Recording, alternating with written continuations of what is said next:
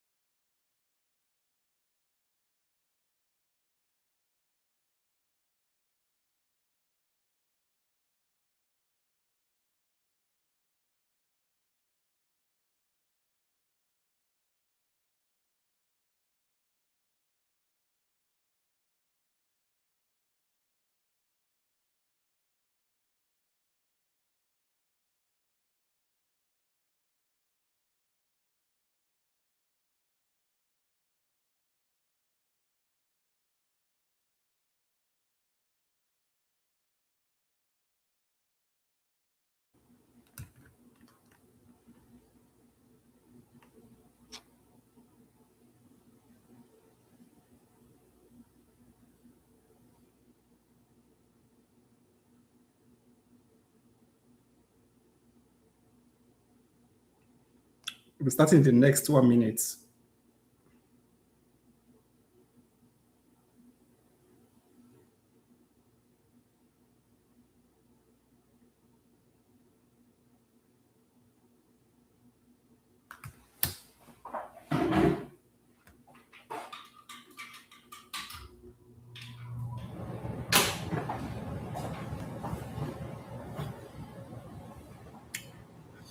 All right. Let's just start while we wait for others. Good morning, good afternoon, good evening, depending on where you are connected from. And this is actually a, a classified uh, session and is actually not open to everybody in the main platform because uh, these are actually for those that are applying for ERAS this year. And that's why we decided to just make it only for those who are applying. I don't want it to be open so that we don't have individuals that don't plan to apply coming in to occupy space and probably asking questions that they don't need at this point. And the reason why we as CMDA decided to start this whole platform is to kind of help those of us that have this dream and ambition of coming into the United States to pursue residency. And it just to kind of form a community where we kind of help ourselves and, provide uh, us with information, guidance that we need. Because from personal experience, I discovered that without information and proper guidance, it would be very difficult to navigate the USMLE uh, pathway. A lot of persons actually were able to do it on their own, but if you discuss with them, they will tell you that it was actually very difficult, and they would have, if they know what they know now, they would have actually be part of a community that helped them to understand what they need to know in order to succeed when it comes to the USMLE. All right. And personally, I know that there were individuals that were there for me, that guided me, gave me some information, held my hands. And that was why I was successful in matching into residency here. All right. So basically, I know that we are going to have quite regular sessions, especially those of us that are applying. But why I wanted to have this session as early as possible is because I know that ERAS just opened, and there are some things that I wish I knew earlier that if I had implemented, I would have had, let me not say I would have had a better outcome because I had a good outcome. But the point there is that there are certain things that I wouldn't have uh, passed through. There are some things that were not so necessary that I wouldn't have be victim of if I knew and had the information that I have now. All right. So I know that some of us, I mean, we are all planning to apply this year, and we understand the way the cycle works. We call it ERAS cycle because it's a cycle that every cycle has where it starts and has where it ends. It usually starts from the 1st of June and ends on the 31st of May. Okay, that's why it's called cycle. The last year's cycle just ended. We just entered a new cycle, and this cycle will transition into those that are going to match and start residency by next year. So let me just explain the way the cycle work for us. First of all, on the 1st of June, ERAS opens. And what it means is that you can start getting your ERAS token. If you have applied before, I know you understand what ERAS token means. It means that you just pay a certain amount of money. With it, your profile, you'll be able to activate your personal profile that you will use to apply for residency. Okay, that's actually what I want us to talk about today. But let me first of all talk about what the cycle entails. And when ERAS opens on 1st of June, it means that you have access to programs, you have access to their platform and all those other stuff that we'll still talk about today. Then from 1st of June to the first week of September, you cannot apply to any program.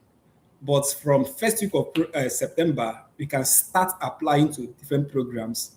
However, programs will not be able to access your application. All right. Then by the last week in September, that's when programs now have access to access and download your application. So, and that's why I tell people that even if you're not able to apply by the 1st of September, make sure that before the last week of September, when program will start assessing application, you've submitted your application. I know that there are some persons that because of, let's say, they wrote their step two quite late and they are not able to get their ECFNG certificate, they end up applying in October. I mean, what happens is that at that point, most programs have gotten most of their applications, they start reviewing, and I mean, the chances of those programs going back to go and start downloading new applications will be quite slim. And so it's usually better to kind of apply as early as possible. I mean, I know that there are people that applied quite late. They are still able to get interviews and they're matched. But to increase your chances, just make sure that everything, your package is ready by at most the 3rd week of September. All right. And what happens is that after that program starts downloading application, that's when the whole heat of the era starts. And by October, November, December, January, we'll call it the interview season. That is when programs will start sending invites. Some will start sending rejection mails, meaning that that's when they start interviewing their candidates, October, November, December, January. And by end of January, most programs must have been done with their interviews. The next thing is February, and in February is what we call ranking. Okay, that's when you submit your rank order list. And if you don't know what rank order list means, it entails that you submit, assuming you interviewed with 5 programs, you submit your ranking, like okay, this is my first choice, second choice, third choice, fourth choice, fifth choice, according to your preference. To you submit it, then it happens in February. After the rank order list submission, by March, that's what we call the March week. And the March week is usually the 3rd week of March, every third week of March, meaning that by Monday, 12 noon Eastern time, that's when a lot of persons will start seeing whether they are matched or not. But at that point, you may not know the program you're matched into on the first Monday of the third Monday of March. You will see whether you're matched or not. If you're matched, you will not be able to know the programs you're matched into. Then after that Monday, we can now do SOAP. SOAP is like a supplementary interview stuff for programs that still have spaces in their program. I mean, a lot of they have some spaces that people didn't match into. They enter into SOAP, and candidates that didn't match have opportunities to enter into SOAP, meaning that you are going for supplementary, and it happens from that's Monday evening, be Tuesday till Thursday. SOAP ends by Thursday, and SOAP has its cycle, all right? And after that Thursday, by Friday, that's when everybody will know where they're matched into. However, people that matched into SOAP, usually they will know the program they're matched into by Thursday, because, I mean, you interview with that program, they are the ones that will send you acceptance. So you already know that, okay, this is the program that matched me when I soaked. So that's but every other person that's matched on Monday of that third week of March, we get to know where they matched, the program they matched into on Friday. All right. So after that Friday, what happens is that there are some programs that we still have unfilled spaces, or maybe candidates that are supposed to start with them, something happened, then other persons that were called off-cycle matching, people that are matched outside SOAP, outside the normal ERAS cycle. I mean, maybe a program that still have one space, even though they went through SOAP, candidates can now mail them directly, reach out to the program, and if they are lucky enough, the program will still match them, okay? Then there is also what we call pre-match. Let me just explain everything first. There's what we call pre-match. There are some programs that go through pre-match. From the word pre-match, it means before matching. And what it entails is that those programs don't go through the ranking stuff. They go through ERAS, but at the end of their interview, they send you personal mail to of acceptance into their program. They match you personally. They don't go through what's the name of this ERAS stuff? Forgotten. If I remember, I will. But if you can remember, just type it in the chat box. So NRMP, NRMP match. They don't go through the NRMP match. What they do is that they match people individually, and there are some people that I know that matched through pre-matched. What it means is that even before March, February, sometimes even January itself, they've already gotten interview offers from those programs that are pre-matched, even though there have been some little, I mean, people claim or feel that some of those programs that go through pre-match are usually malignant programs, but the truth is that people can actually match through pre-match. And I tell people, if you get an offer through pre-match, I mean, it just depends on how you're able to weigh your options. You know, the number of interviews, programs that interviewed you, how well you did there, so that you don't go and reject a pre-match offer, and at the end of the day, you don't match during the NRMP match, okay? So that off-cycle happens from the Friday of the third week, then it continues even till now. So there are some persons that can still match to programs even up till now. Programs that still have that still have spaces, or now that residents will be starting their orientation this month, there are some persons that may not be able to get their visa, something happened, and they are not able to start in that program. Program will still open up spaces for people that can be able to come in, even though most times at this point, they usually emphasize for those that have visa so that you don't have to start navigating the same thing that might have made the person that didn't match to not to come into their program. Excuse me.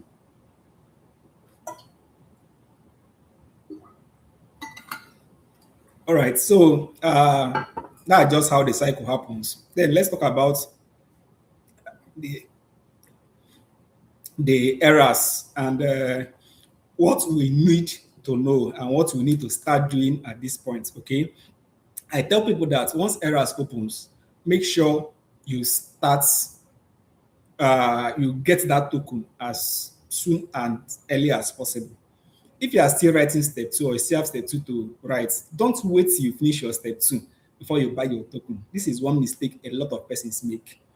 They wait till, okay, let me finish my step 2 and write my OET and get my ECFNG certificate before getting to ERAS. That's one mistake a lot of persons make. And the reason why I advise against that is that there are a lot of things you need to do in ERAS. There are a lot of, so you need to start doing those things as early as possible. And these are what I want to let us know. What do I need to start doing now that ERAS has opened? First of all, buy the ERAS token and start your ERAS application. Okay, that's where you start filling your name, your personal, your biographic data, the geographical locations that you want, just all those stuff. Start filling those things, and it is now that you start talking about writing your personal statements, reviewing it, writing and reviewing, looking at it, sending them to people to look at it and make their input in your personal statement now. It is now that it is through ERAS that you can upload your letters of recommendation. So you need to get that ERAS and start talking to people that will write you letters of recommendation as early as possible. Even if you are still doing US clinical experience in a place, you also need to start telling them, people that maybe the dean of your medical school, the HOD of one department, so a place he worked as a medical doctor, or he worked as anything, medical scribe, some persons that need to write you letters of recommendation. It is now that you have to start reaching out to them, just priming them, telling them that, see, just introducing yourself to them so that from now till September, they must have written and uploaded your letter of recommendation. And how it's done is that you have to generate a unique ID for them. Those that want to write you a letter of recommendation, you have to get their name, their email, and some other information. Generate a unique ID for them, and they will now use that unique ID to upload your letter. Okay, so that's how it happens, and that's why I say you need to start getting your token so that you start meeting those people to write you letters of recommendation. And if you have applied before, if your letter is still very strong, the truth is that you can actually repeat the same letter or meet the same person and tell the person to change the dates. Just the same letter the person wrote for you before, just change the dates so that it looks fresh. Or even if you don't want, you can still retain the old one that you want. Okay, so that letter of recommendation is very important. Your personal statements is very important.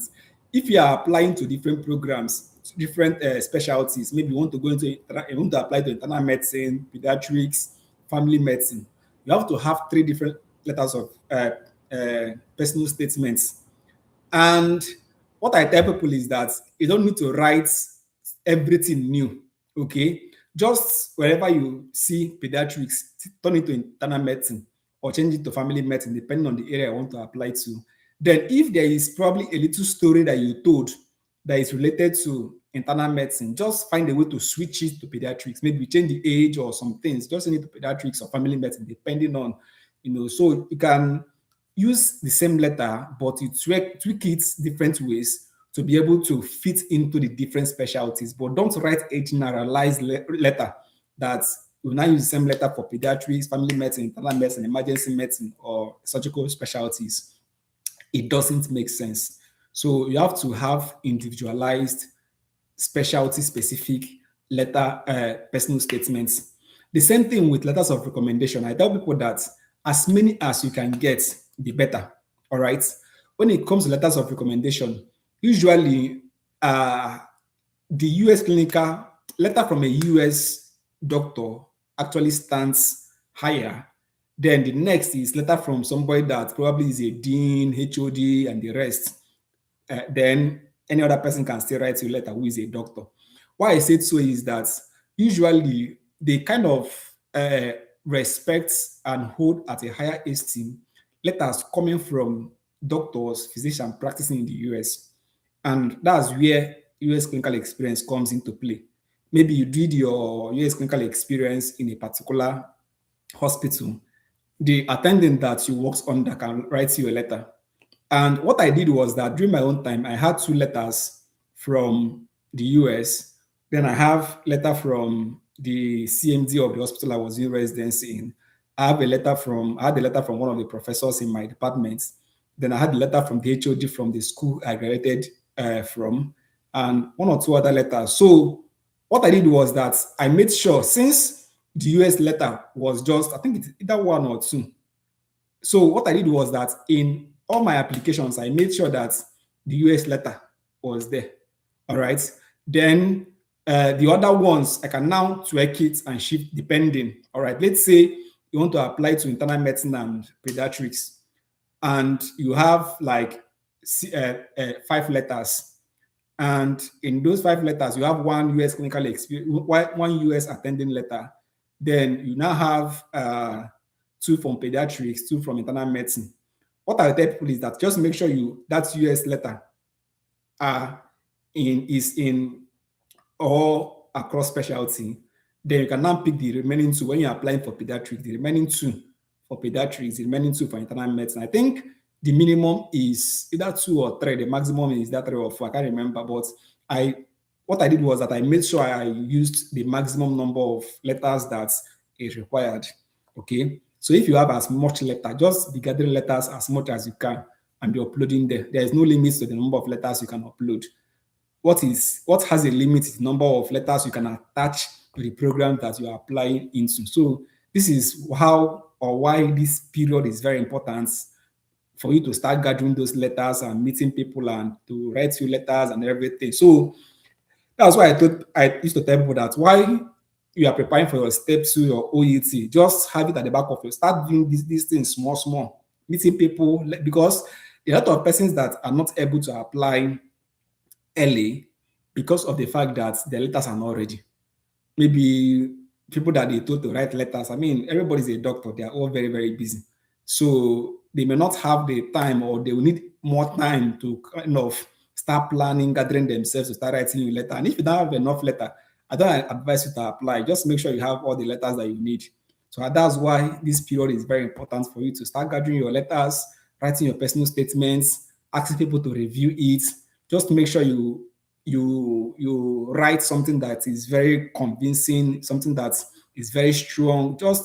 And sometimes people that are writing letters of recommendation can ask you to, okay, give me a draft of what you want me to write for you. And I mean, in most of my cases, I think in all my cases, okay, in most, apart from 1 or 2, they ask for a draft. And I give them a draft. If they ask for a draft, you give them a draft and write something very strong. And I will talk about it now. That's the next thing I want to talk about.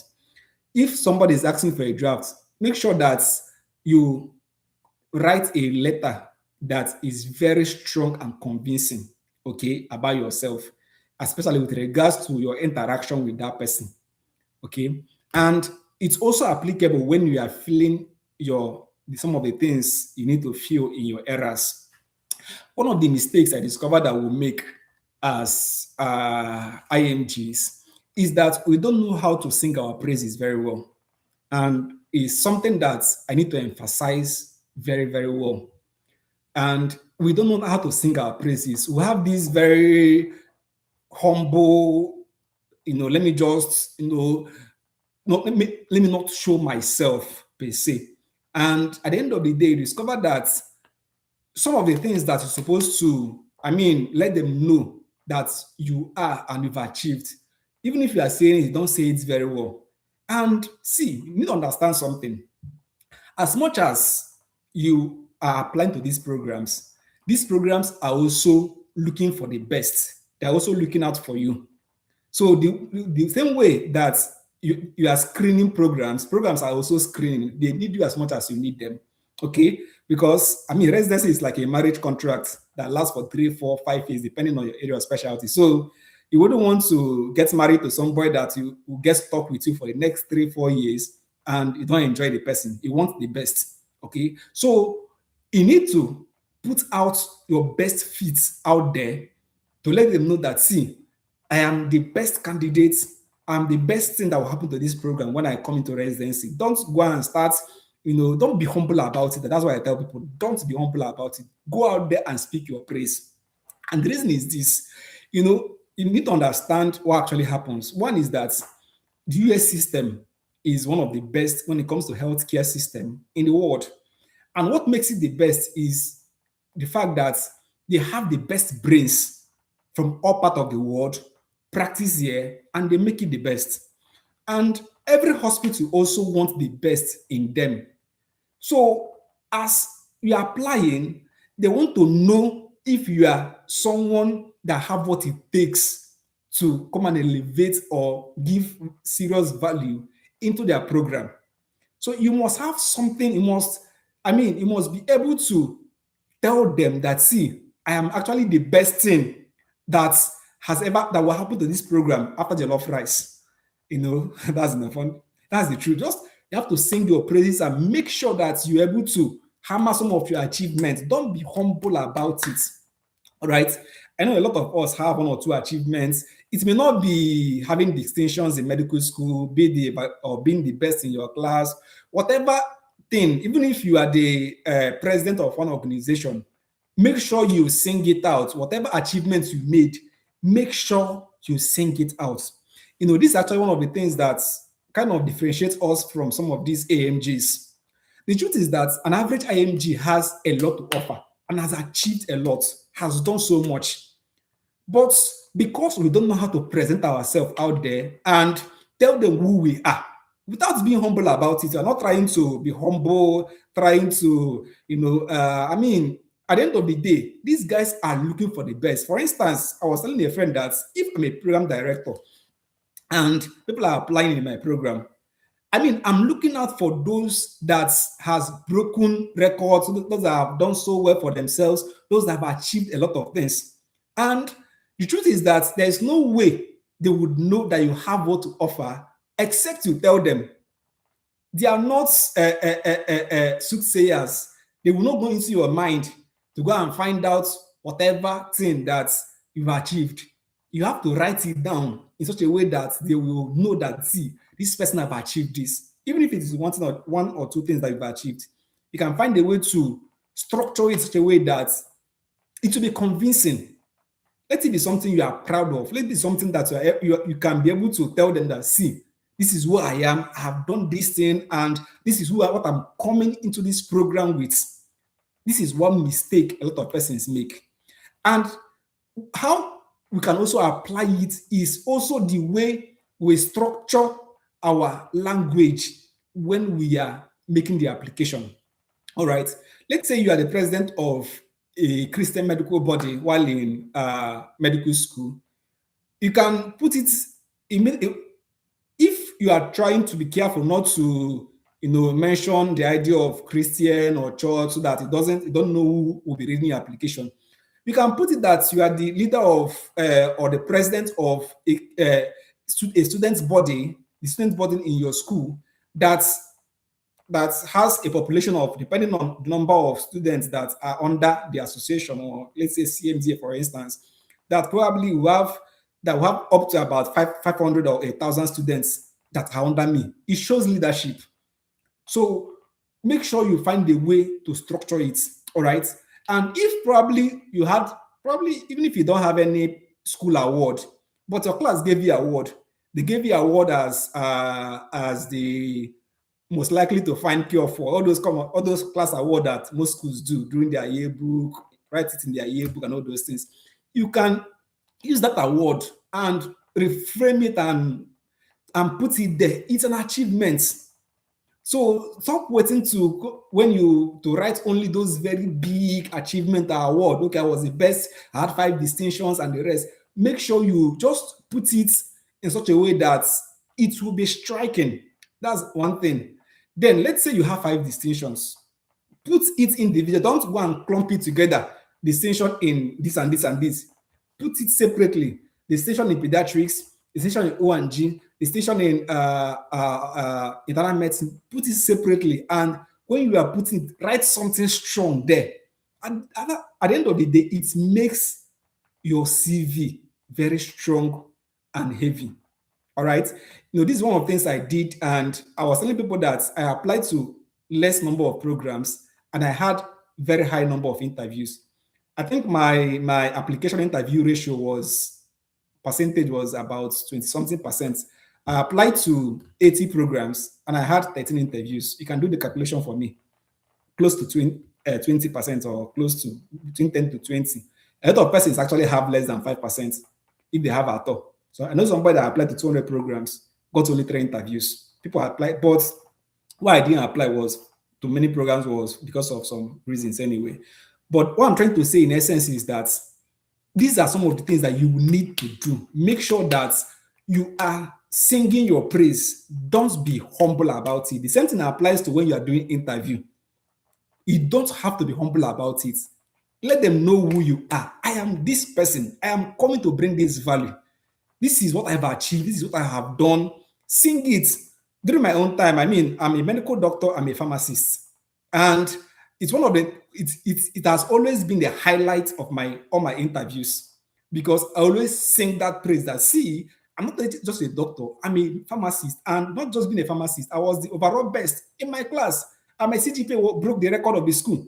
So and everybody was like, why pharmacy? And the funny thing is that after going to medicine, I went to pharmacy. It's not like I went to pharmacy and came back to do medicine. No, it was medicine, pharmacy. So everybody keeps asking why. And I used it as a striking point. So whenever I'm talking, I'm telling them that, see, I have what it takes. I'm teachable. I can put it in any way.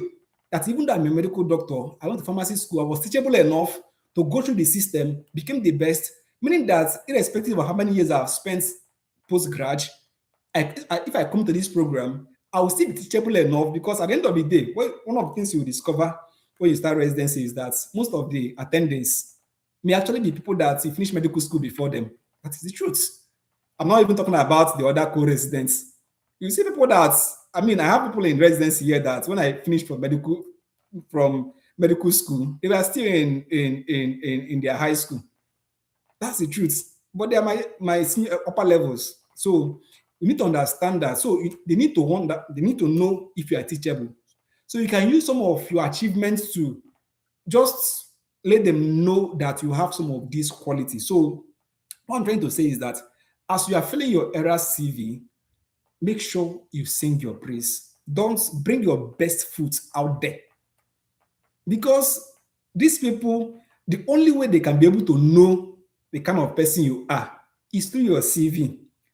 They will not interview you before sending you in interview invites. It's your CV they will read. They read your CV, read your personal statements, read your letters of recommendation, and they will now check, okay, I like this person, let me send. So your first impression to them is not interview. Your first impression is your CV, is your ERAS package. And that is why you need to start gathering it together. I understand it can be a little bit challenging this period, but it's a fight that you need to fight, and fight it only once.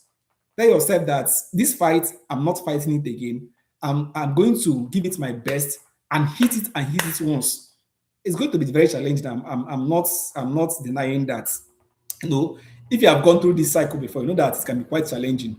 But the truth of the matter is that make sure that you do it and give it your best. You have sleepless nights, it's going to take a lot, but hit it once. And by the time you get into residency, you get mass, you forget all the struggles, you forget all the sleepless nights, all the fights. You look back in joy and in excitement that, yes, I was able to go out for this and I got what I wanted. So this is one of the things I wanted to talk about, that make sure you sing your praise. Bring your best feet out there. Even if you did medical school research and it was not published, write it there. Even though it was not published, it was a research work, something that you did they should be proud of.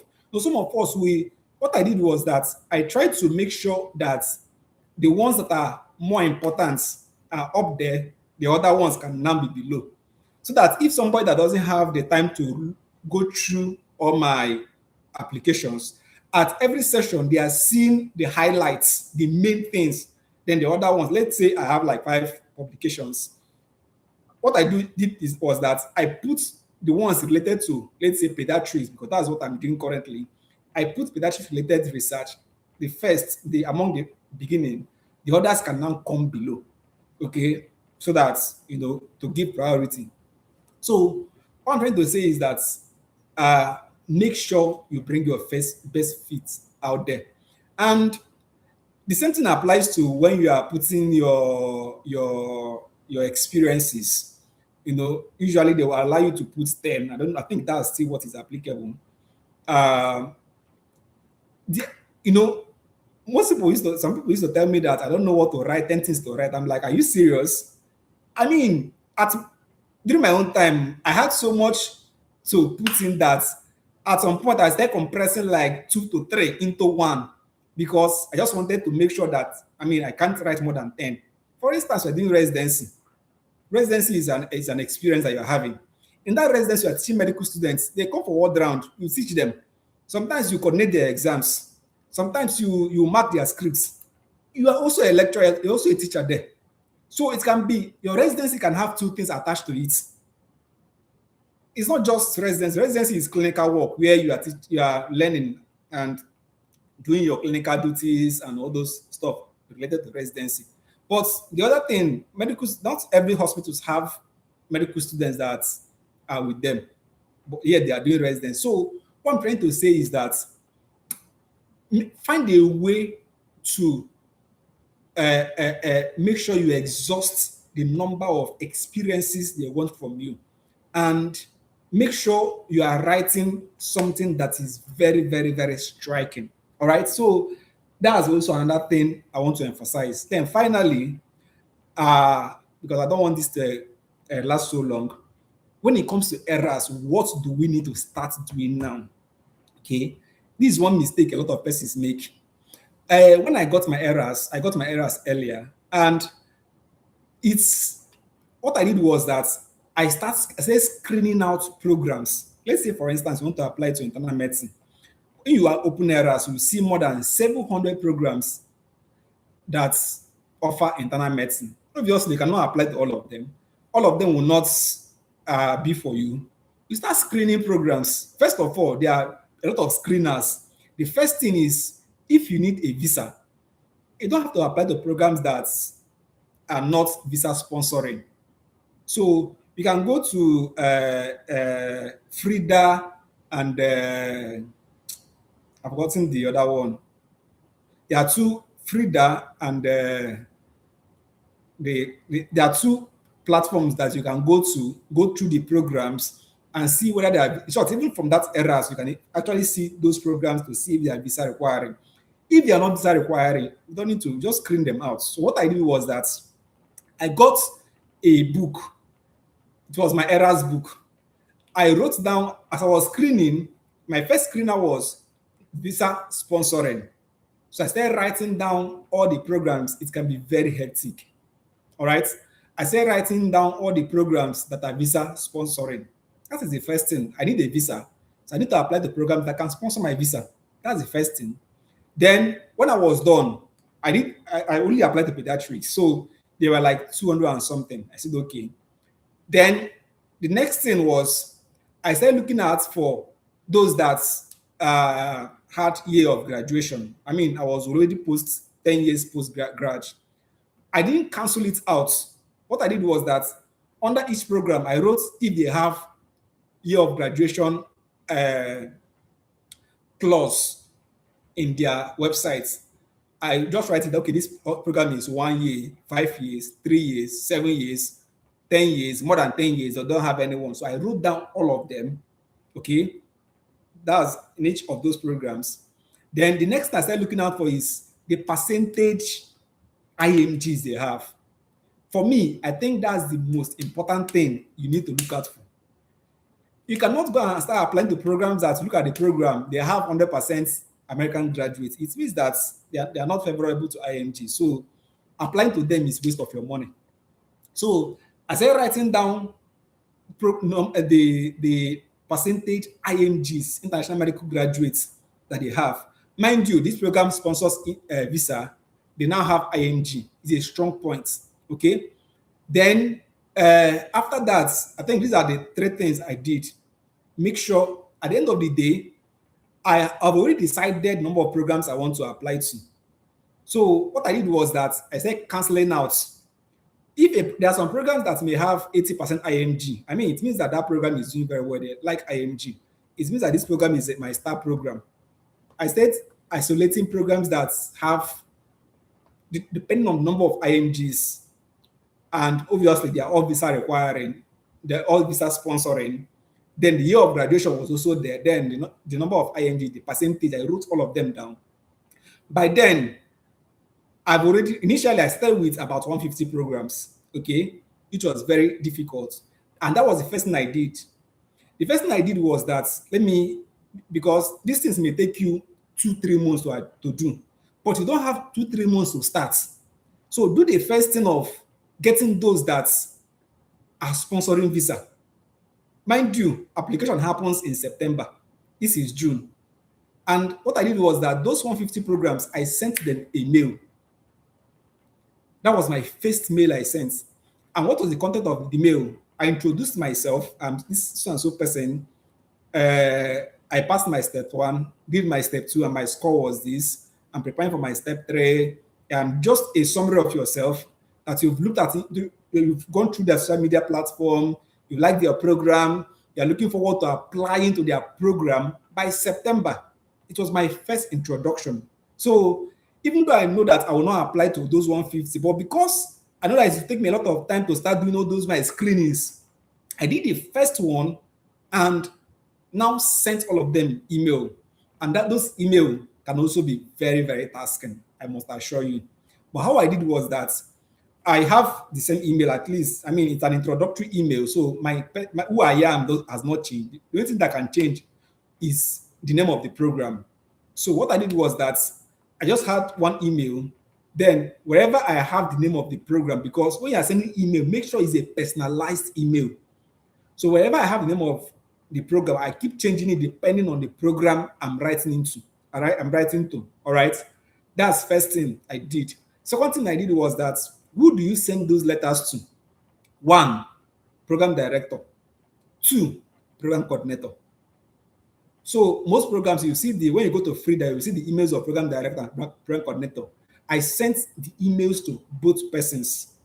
Program directors are the most important persons in the program, but program coordinator are like secretary. They're also very, very important.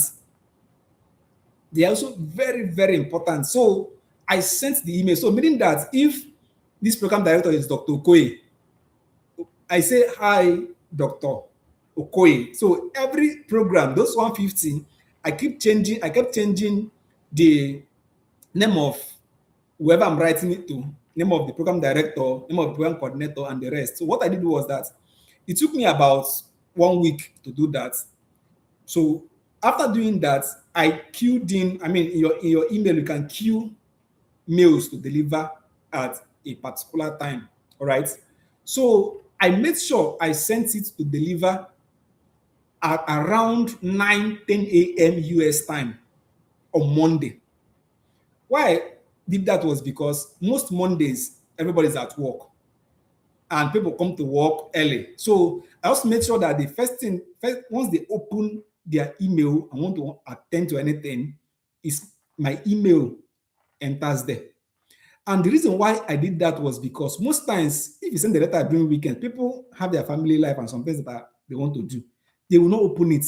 And by Monday, they've forgotten about it. But if you send it when they are in the office, they are at work, they will see it. All right, so I queued it to deliver on Monday by 10 a.m., 9-10 a.m. US time. And on that day, all of them delivered. Okay. When I sent that 150 letter, I think maybe about 8 to 10 of them replied me. So even if they don't reply you, don't feel that, no, that don't feel bad. That's it. They see the letter One thing about the US is what you discover is that people see letters, emails. Emails are actually more important than text messages.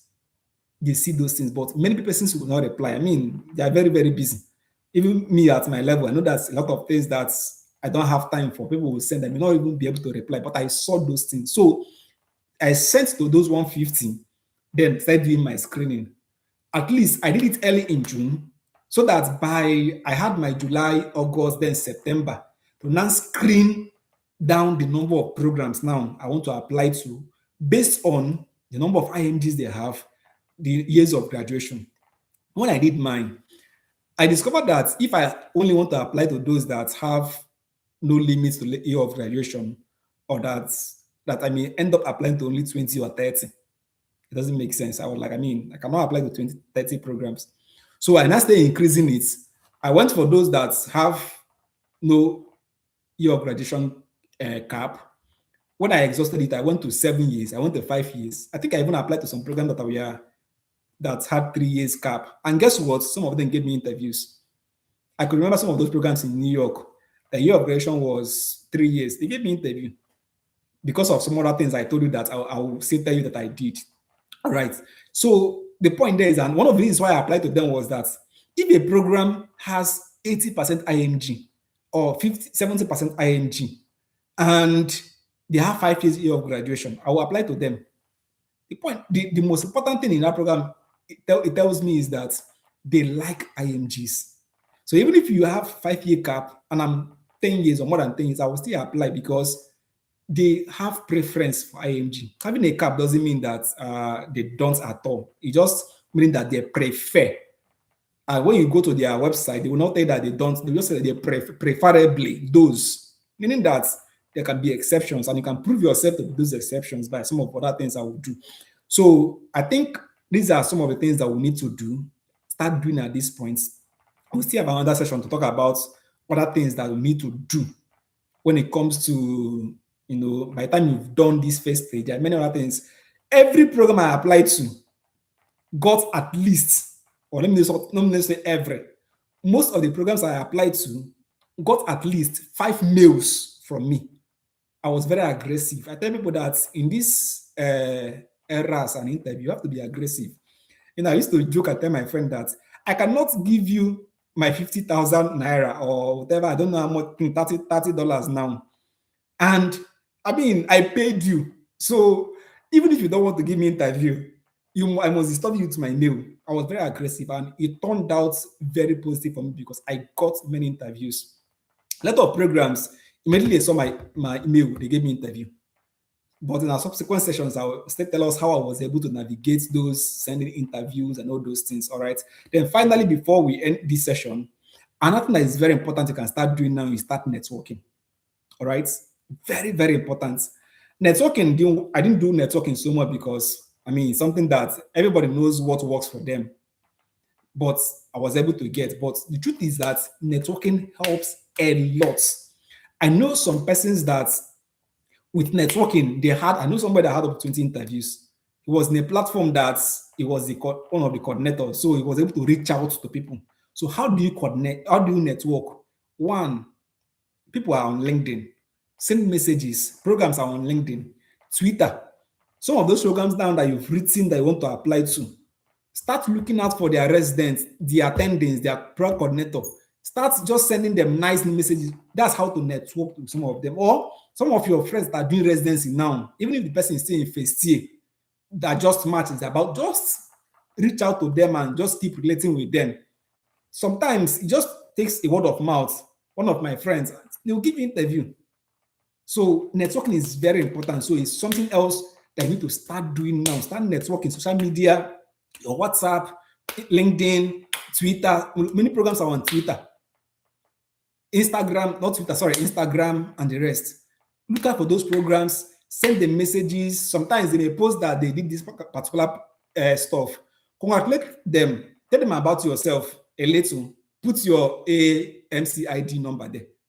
They see these things. So it's something else that we need to start doing now. And I hope that I've been able to achieve what I intend to discuss with us at this point. My aim is to make sure we start very well and start on time.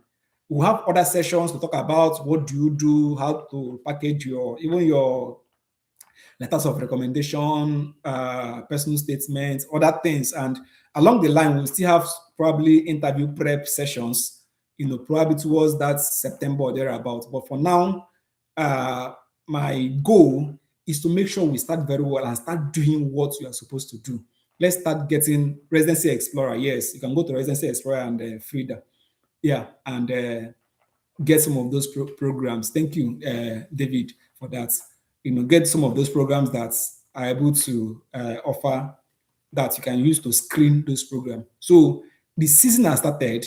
You have to be very aggressive, put your best foot out there, and make sure you network. Send email, reach out to residents, reach out to programs, irrespective of whatever is your red flag. I'll still talk about how to navigate some of the red flags that we have along the line, but we need to start now and start doing something aggressively. Thank you so much, and God bless us. And I really wish us the best. I know it's not really very easy at this point. A lot of things it can be very, very demanding, especially when you are working. You have a lot of demands and challenges. But I tell people that it's a fight that you need to fight, and fight it only once. Give it your best. I know I had sleepless night that period, but it's paid off. Give it your best. Have the sleepless night now. Put your best foot out there. And I hope I'm very, very positive that it will come out well for every one of us. Thank you so much. God bless us, and do have the best of the rest of the day. Yeah, God bless you.